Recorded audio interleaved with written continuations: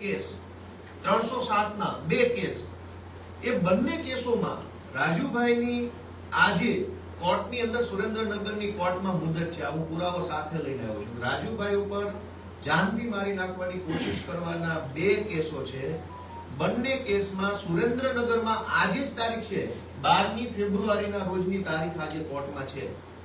અને કોર્ટમાં શું થવાનું હતું આજે અહીંયા લખ્યું છે ફાઇનલ આર્ગ્યુમેન્ટ, આખરી નિર્ણય આજે સુરેન્દ્રનગરની સેશન્સ કોર્ટમાં 12મી ફેબ્રુઆરીએ રાજુભાઈ કરપડા, જો અહીંયા આરોપીના નામ લખ્યા છે ભૂપતભાઈ જીલુભાઈ, ઓરુભાઈ જીલુભાઈ, રાજુભાઈ મેરામભાઈ કરપડા, બાવકુભાઈ અને રામકુભાઈ, આ 5 આરોપી ઉપર જે કેસ છે એ કેસનું સુરેન્દ્રનગરની અદાલતમાં આજે આખરી નિર્ણય થવાનો હતો.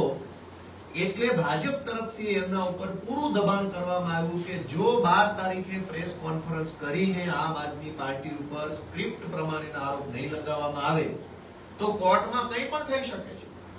અને બંને કેસોમાં એક જ તારીખ, 2 અલગ અલગ કેસ છે. આ કેસનો નંબર છે 43/2018, સેશન્સ કોર્ટનો કેસ છે 43/2018, આ છે 44/2018.